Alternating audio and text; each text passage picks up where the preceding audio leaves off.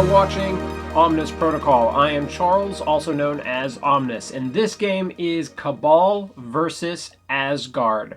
We are playing with Evacuation and Deadly Meteors, so totally different crisis combination than what you've seen in the prior videos. So Cabal has priority, and Jamie is starting off with Red Skull. He goes right for his civilian. He also, generates his 3 power, but he does not do a teleport this particular action. My team that's being featured here is kind of actually part of my primary roster. I've kind of nicknamed it Meteor Guard. The primary goal is to force Deadly Meteors on my opponent and play some variation on this team depending on the threat level. I'm playing Thor, Hela, Valkyrie with Star-Lord and Ronan. Star-Lord's a very flex spot, as is Ronan. And then he is playing Red Skull, Zemo, Killmonger, Proxima, and Corvus. The thought process here was we wanted to see how Cabal would do with potentially a still Daze and KO focused team that can put a lot of pressure in the middle of the board, but maybe not rely on MODOK. And so we wanted to see how this matchup would end up playing out, as Corvus does have the reality gem. So my first move over here is to use Star-Lord to go over and flip that first meteor, starting to I need to create some immediate tension on the Deadly Meteors crisis. Star-Lord is a little less essential to any of the other plans, and so that kind of flexible 3-slot character is usually what I would start off with for something like that. Now, I really like the play that Jamie is about to do right here. Because he has both Corvus and Proxima on that side, he can set up for some really interesting combinations that you wouldn't normally be able to do with a lot of teams. So he starts off with Corvus, and he has Corvus go up and interact with the one that Star-Lord just flipped. Because of the reality gem, his odds of getting 2 successes are a lot higher than the average character with 3 energy defense. So he does get it, and he flips that to Cabal. Now he uses their ability so that he can immediately activate Proxima, and he's going to create some additional pressure for me right away. What he's doing here is he just does the straight double move, and then she goes and takes the civilian from my side of the board that's by Hela. So that means he's at this step, I think this is a really great activation. He has one of the meteors, and he has 2 civilians. So here, I immediately have to respond with Ronan going after the enemy civilian, because that is going to otherwise put me in a tight spot in the game. And so as much as I would have liked to use Ronan to interact, he's critical. That's part of why he's there. Both he and Hela have the ability to go after an enemy civilian. So great play on his part. Now he's going with Zemo. I think this is a play where Zemo could have done a lot of different things. Zemo could have stayed on the outside and tried to flip the one that only Valkyrie can get to. But I think his goal here is to still keep his army somewhat compact and not too spread out so that characters are harder to pick off. And so he moves Zemo towards the middle. And so right now he has 2 of the meteors in control.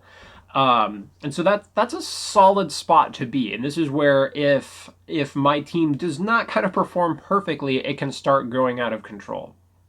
So we're just kind of dojoing, where can Valkyrie get to?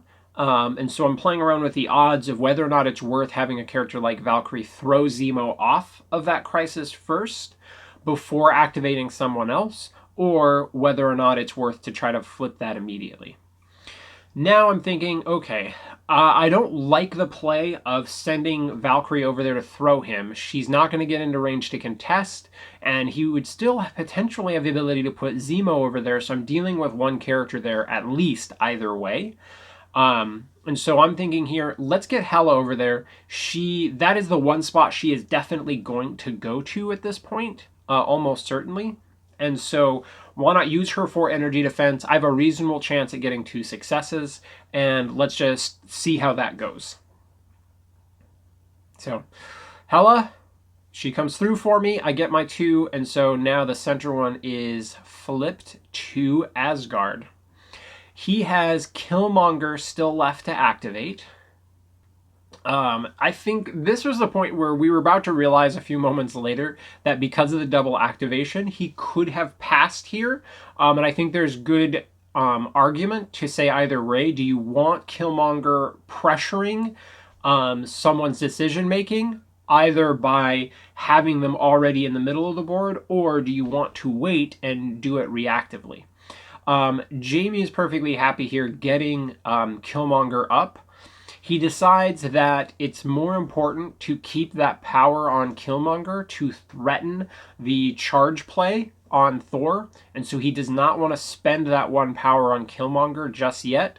So he decides it's worthwhile to get him up contesting to, potentially affect things later on, but he wants Killmonger to retain that power, and it's not worth trying to go after 2 successes on 3 dice to potentially, waste it and then not get any benefit out of the middle. So now I have Valkyrie and Thor left. So she's going to start by picking up the evacuee, and then she's going wide, kind of hang out on the side, and she is going to take control of that far meteor for me. 3 dice, she needs 1 success. However, if she doesn't get it, that's actually pretty bad for me. Okay. So she is able to flip that meteor for Asgard. So now I am in control of the meteors, and we are 2-2 on the civilians. I have Thor left. This is where Killmonger's move isn't super impactful, as if Valkyrie would have already activated, I would have still done that move if he hadn't activated. And so if he goes for the same thing, Thor's reacting the same way. But I think in general, I would probably wait when you can delay, just in case you have a more impactful play. I decide to go with a very passive play here with Thor. I don't want to give him an easy usurp option. And so I'm just moving, and I want to retain power, and I throw 1 hammer at Killmonger.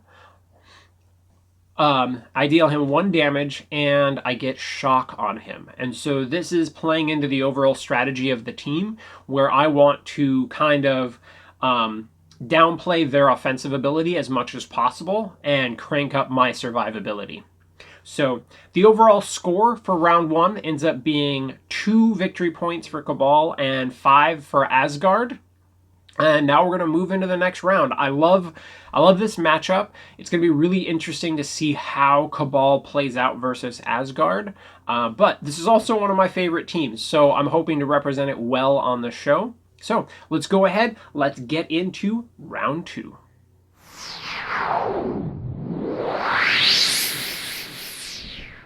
All right, it is the beginning of round 2. We've got Cabal down 3 points.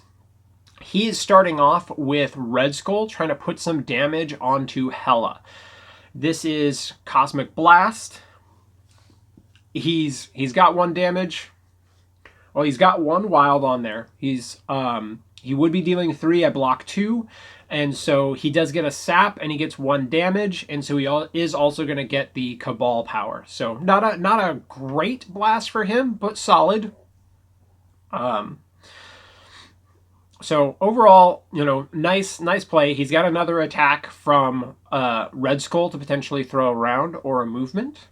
And so he decides he's just going to lay into Hela with another attack. He's got to soften up some of these durable characters and put some pressure and put me into the danger zone. So he does have the power to potentially unleash the cube, but he doesn't want to blow all of his power just yet. And so he's going for another Cosmic Blast. Also, it's got a good opportunity to sap power from me. So, okay, resolving the Cosmic Blast. He's got 2 damage. I do not block anything on that one, so I end up taking 2 damage. So not an amazing Red Skull play, but he is able to soften up Hela there.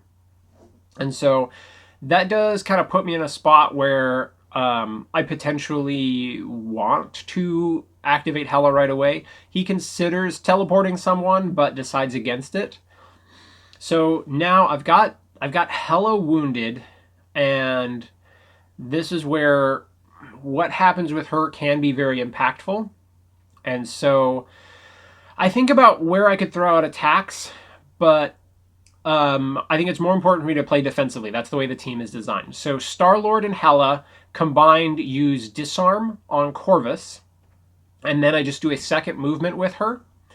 Um, and I use Medpack to heal herself for 3 and just put her straight back up to full. Try to keep her fully operational. Leaves her with 1 power, which she will then use to interact with the objective. And she, needs 2 successes. And with just Corvus contesting, she's able to get the 2, and boom.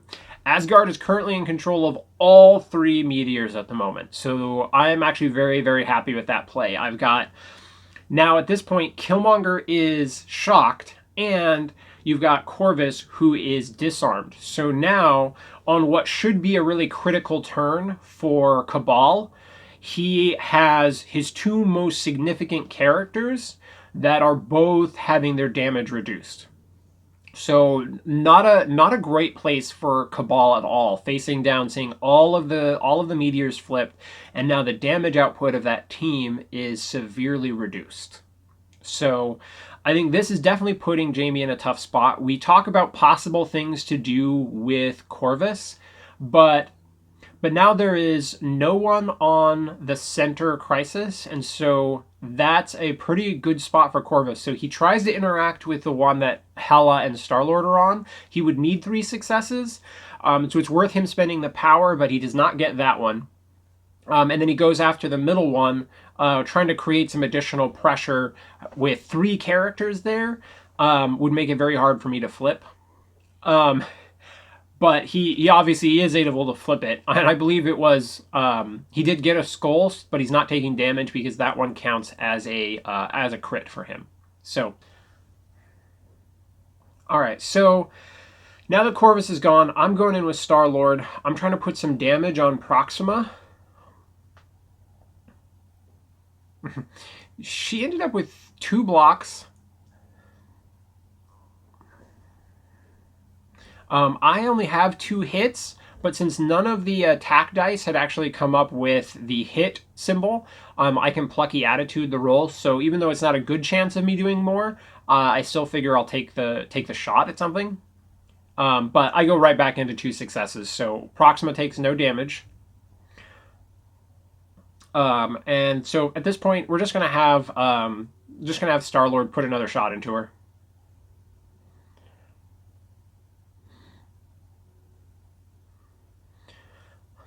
Overall, she takes 1 damage. Gets Star-Lord a little bit more power and puts a little bit of pressure on her since she's holding a civilian. Not a turn I needed to have amazing things happen, but again, he's one of my early activation characters, as the other ones are more essential to key interact moments. So now Jamie is kind of eyeing Zemo and trying to figure out what exactly would be the best thing for this character to do. And this is part of why I waited to go after the center, because I feel like he's kind of one of those characters is going to have to move away and give me some better odds of interacting with that. But Zemo with his super long move, he interacts, but he does not get the flip. And he does end up taking 1 damage. Not the best move by Zemo, but I think he felt like he needed something to swing his direction, and Zemo was not an incredibly essential character in that moment, and so might as well take the shot. This puts me in a spot where it's not my favorite activation for Valkyrie, but I decide to just kind of let her go. I'm just like, okay, I've got to activate someone. I don't want to let that be an easy flip or something for Killmonger. He decides to shake shock with Killmonger and just leave Killmonger there. Again, I think that has got to be a hard decision for him to make. I still have Thor, and he does still have Proxima. And I also have I also have to make a good decision of like how the rest of this is going to play out. So I decide Thor is going to chill, and what he does is he throws a hammer at Killmonger. I'm just going to shock him again. Just deal 1 damage. Again, I actually don't want these to hit super hard. I just want to soften them up without loading them up with power. And so I get shock onto both Corvus and Killmonger. And so this is a way that I don't see people use Thor very often, but it's important for me because I don't want any big plays cranking through my characters. I need to rely on survivability. So this is a good role for Thor, even though it's not what you'd normally see him do.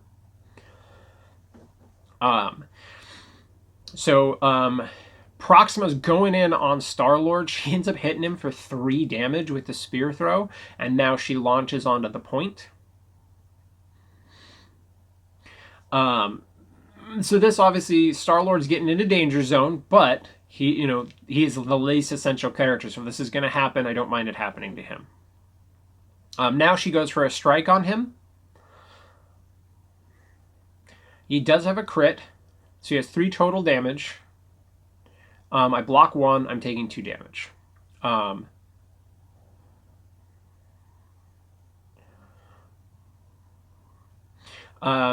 He does also gain a power from the leadership, and then he tries to interact. But he does not get it with 2 characters there. Star-Lord is at 1.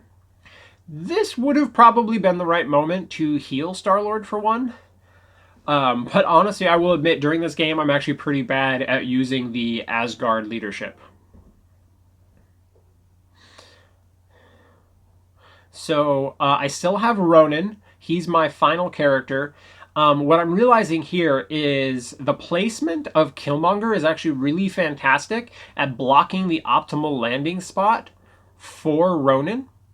And so that's definitely a little annoying for me because, like, with the exact spot of the building, I can't end with part of my base on the building. So when I stay fully on, I can't quite get where I want to be. So I'm like, oh, I hate when I have those inefficient moments. So I move over there. I can't get in range to just strike Corvus. So I decide I would like an opportunity to get some extra power on Corvus, where I go for a strike on Killmonger.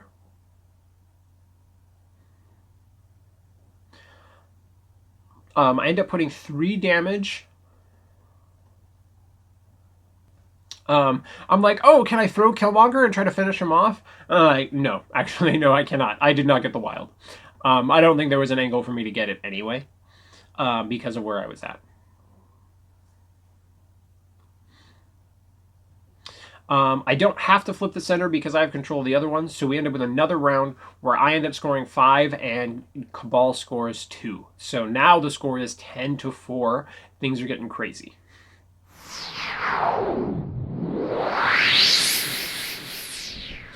All right, it's on to round 3. So again, we've got a score of 10 for Asgard and 4 for Cabal. So we've definitely got characters loaded up with power. We've got multiple characters on the verge of being dazed. And so there's a lot of things to be considering at the start of this round. And we kind of talk it out a bit in the moment.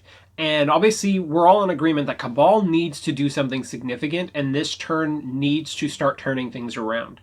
There's some hard decisions about who should activate. We eventually settle on, let's go ahead and get Star-Lord off the table. We need to cut down on the activations that the Asgard team has.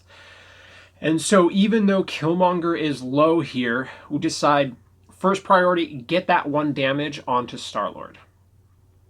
So he has both Zemo and Proxima over there.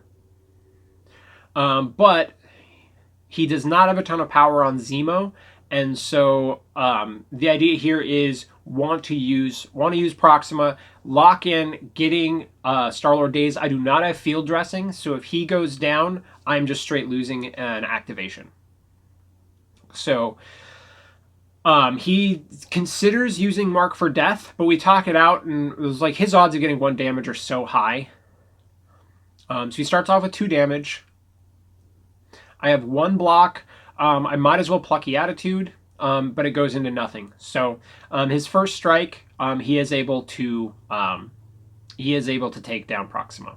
But if I had healed with the Asgardian leadership, I could have forced her into using a second action for that. So maybe forgetting about that was probably a mistake on my part, because I had the 1 block initially. So now she's going to go and she is going to starburst onto Hela. So good moment to use this. I mean, getting all of those effects in on Hela will be pretty impactful for him. I block 1, but I still end up taking 3 damage on Hela, and now so now he's got bleed, poison, and stun on Hela, so that's definitely rough for her. And Proxima is able to flip that to Cabal because Star-Lord is dazed and she needed 2 successes. So good activation for Proxima. Definitely an impactful way to start. He decides not to go for the double activation just yet. He wants to save Corvus for something else.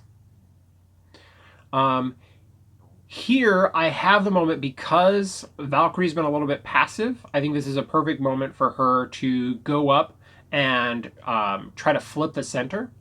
She's going to use her throw on Killmonger to go for 1 auto point. But I'm like, well, I have a total of 4. So this is a real hard challenge where I'm like, okay, I can go for 1 damage. Try to charge and hope that I generate 1 power so I can still interact. So I go for an attack on Killmonger. I have the idea is that if I get the 1 damage on him there, I can throw Corvus away, and that would actually allow me to go for the interact and have no one contesting. And so I think that's like a perfect way to like just take control of this game. But I only roll 1 damage, and Killmonger blocks all of them. So I'm not going to be able to do my sweet play that I wanted, but I just throw him to the kind of the edge of the building and daze him. So could have been an amazing Valkyrie play, but that's okay. Overall, I still have a dazed Killmonger and put some additional pressure in the center of the board. And I don't think he has a fantastic play on the far meteor that she left. Corvus could double move over there, and that's something I'm certainly considering. But that may still be okay because, again, that takes one of his primary attackers out of the game. And I still have either Thor or Ronan that can go after that point. So I don't think that's necessarily a fantastic play for him. And with both of us dazing a character, we've kind of like retained the priority situation, so there's not really any planned shift there. Zemo goes for a pokey poke on Hela.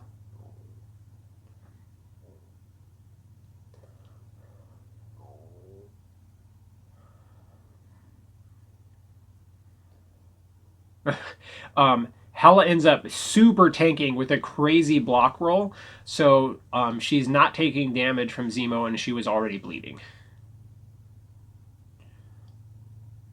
5 total. But Hela again goes super tank mode, and my rolls blow up there. So it's kind of a funny moment where like Valkyrie can't deal 1 damage, but then Hela's like, I'm not taking any damage. That is MCP, folks. Sometimes you have to be prepared for how those dice just hit the table. I'm currently debating now, like, I probably need to activate Hela. I want to use the Asgardian leadership, but if she's just going to activate, it's better for me to shake bleed. And so healing 1 off of her to then activate her and have her take 1, it's better to just shake the bleed. So I'm trying to figure out, I need to flip some things, but there's a lot of enemy characters on the bottom meteor. And so I'm thinking again, I kind of focus on the two that I have a bit more control over. But she does have some reasonable power situation, but she's not going to generate much in the future because she is stunned and poisoned. I do have the ability to like do some like claim soul action. And I'm in a solid spot where she's got 2 soul tokens because of Star-Lord and Killmonger. And so I'm like, well, there is the play to like go for a double claim soul or something on Red Skull.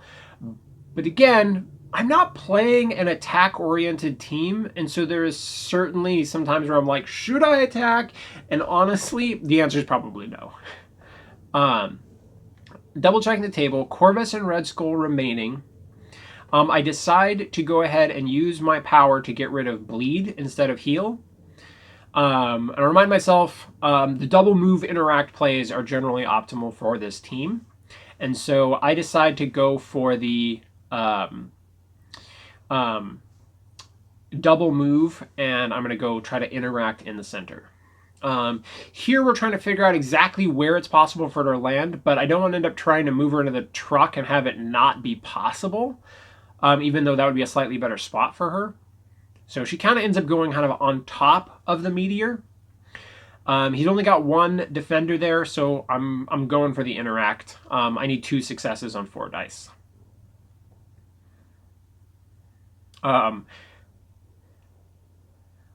I get 1 success, no skull, so I do not actually flip that one back to Asgard. At the moment, we're like, well, how much power is she going to get next turn? And we haven't quite realized that that amount is actually going to be 0, which we will figure out later. We're double checking here, like, can Corvus attack Ronan? And we had already determined before that Ronan could not attack Corvus, so we knew that that spot, the building was within range 2, but Corvus couldn't quite get to that spot on the building.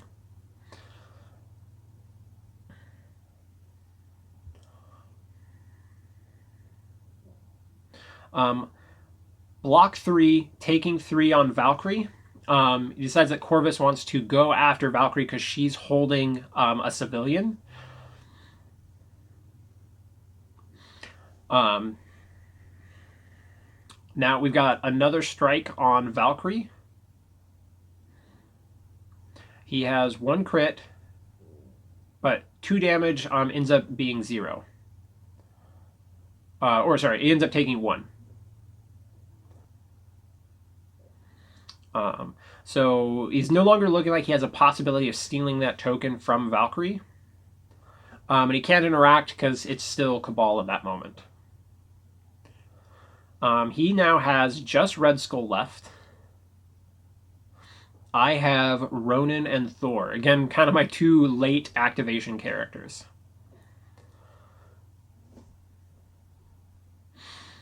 Again, I'm probably going to save Thor because he has the most flexibility. And he does not quite have enough power to throw someone and interact, which that is often a great play for him. Just move up, throw the key character off, and then interact. But because I've been throwing hammers, that is the one downside of kind of like the hammer play. So we're going to use Ronan. We use Universal Weapon on Corvus. I don't end up dealing any damage, but I have the Wild, which is really what I wanted. And so I push Corvus away, who has already activated. So I kind of walk into his spot and interact. All I need is 1 success. I got 4 dice. Again, by the way, this is also me forgetting that I should have healed 1 with Valkyrie, but I'm not. There's a lot to think about in this game, and so I definitely found that I was forgetting about the Asgard leadership, which is not normally a mistake that I make. I'm usually pretty great about it, but I should have healed Valkyrie on that turn. But because I didn't, I also think about it here, and I decided to go for the just like, boom, let's just patch up Valkyrie for 4. So again, this team almost always runs Medpack and Patch Up. Those are kind of two of my primary cards, along with Odin's Blessing. I'm in this particular game, I'm running Recalibration Matrix and Disarm as the other two cards. So right now I'm still sitting on Recalibration Matrix, and I am sitting on Odin's Blessing. And so it is all about defensive plays. We kind of deliberate some things here, like what's the best play for Red Skull, because this is starting to really spiral out of control for Cabal. So we think about, could Red Skull make it to that far crisis point? But even with the teleport, it doesn't look like that's going to be possible. So from here, now that I think about it, now I'm wondering if he could have moved once, then teleported himself onto the building, and then moved one medium move straight towards it. That would have been a really interesting play. We didn't think about doing it in that order. I'm still not sure if the math quite works out, but maybe he could have done that. That would have been super cool, and that would have kind of forced Thor off that direction. But what he goes for here is he moves once, he field dressings Killmonger. This is kind of a big gamble because Thor hasn't activated yet. But if things go well, that again, when you're behind, sometimes you have to make plays that just give you a shot at things. He wants to put the damage. Unfortunately, because Valkyrie just healed. But we're looking at kind of how the overall things are playing out, and who does he want to go after. He could try to daze Hela here, but we're talking it out, and he has got to have pressure on Valkyrie going into the next turn because she is pretty loaded on power and she has the ability to evacuate. And the way that things are going, there's the potential for me to end the game on my first activation with Valkyrie. He goes for Unleash the Cube on her. But he ends up completely whiffing that one and doesn't deal damage to Valkyrie. He just double moves. I don't want to take the risk that the hammer doesn't daze Killmonger, so I just double move and whoop, for Strongest Avenger, and I just throw Killmonger. And let's move on to the next round. So now things are 15-6. So let's get on to round 4.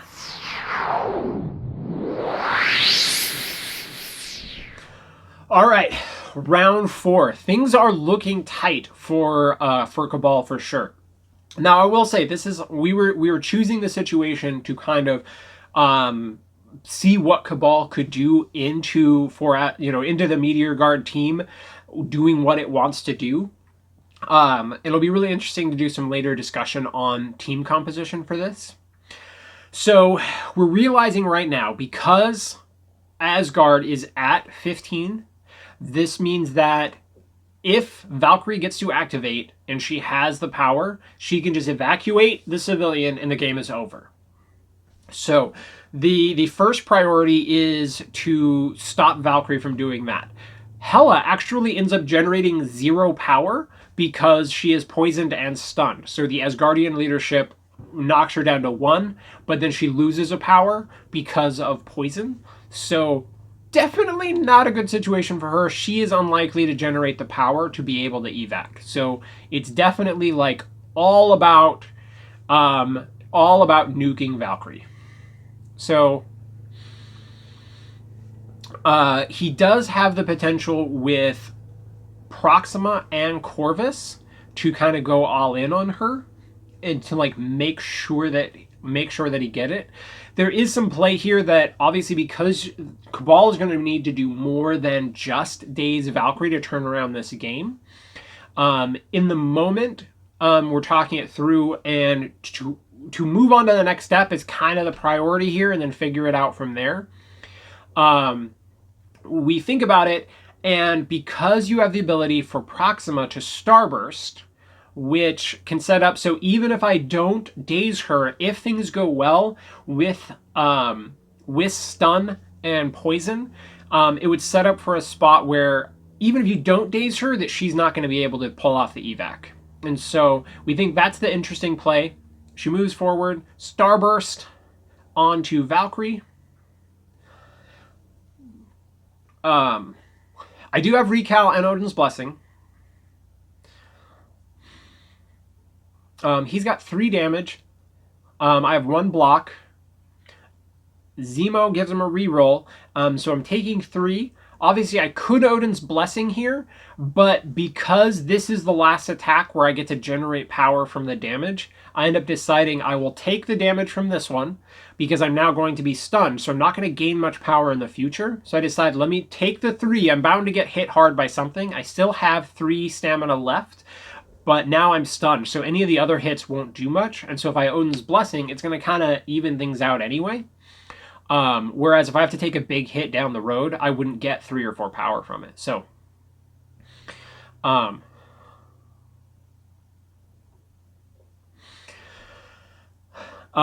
so now she decides to go ahead, activate Corvus. This is kind of the whole plan, so that hopefully Corvus can still dirt nap her. I'm loaded on power. I do have Recalibration Matrix and Odin's Blessing, but I only have 3 stamina left.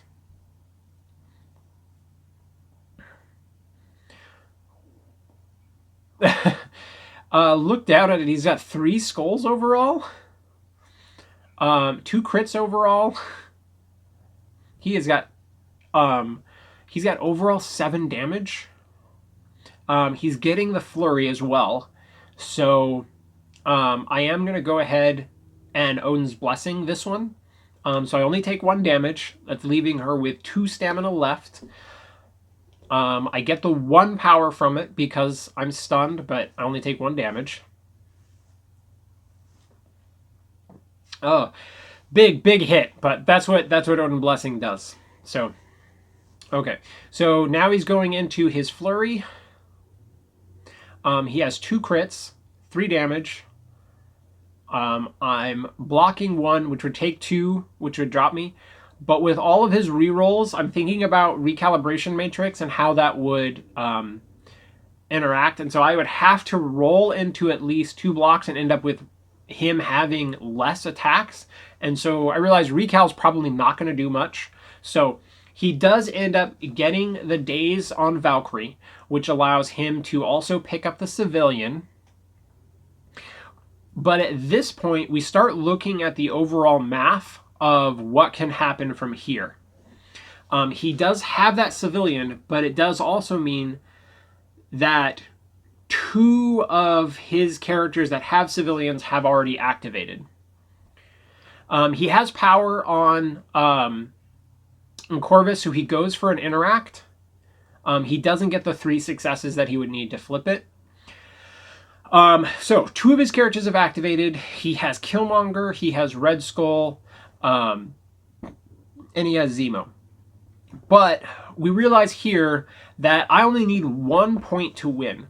And so we kind of math some things out here and realize that if Ronan runs away, he would have to, like, it may put him in a position where he can't win. So we count things up.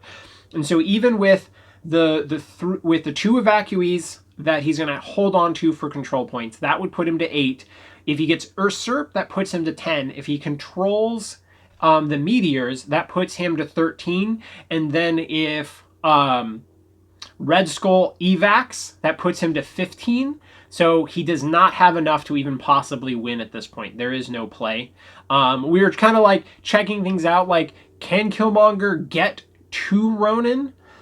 And the problem is that if he goes after Ronan, is there, he would have essentially 1 attack, and he would have to have teleported Killmonger forwards to even be able to go for it. So he has the possibility of getting thrown out of position before that. So it ended up with not having a lot of play for Cabal at the end, but they got the victory of taking down Valkyrie. So unfortunately, there was no way for Cabal to pull this one out in the end, but man, facing off against Asgard and Deadly Meteors is a really tough spot for any team. So Jamie, thank you for practicing this matchup for me, and listeners, I hope you enjoyed the game and to see what my Meteor Guard team can do. I think a lot of people may be trying this sort of thing as well, but the 5-character Asgardian team on Deadly Meteors, it's legit. Try it, practice against it, make sure you have a plan because it's coming. So again, thank you OP nerds, and I'll have another one for you soon.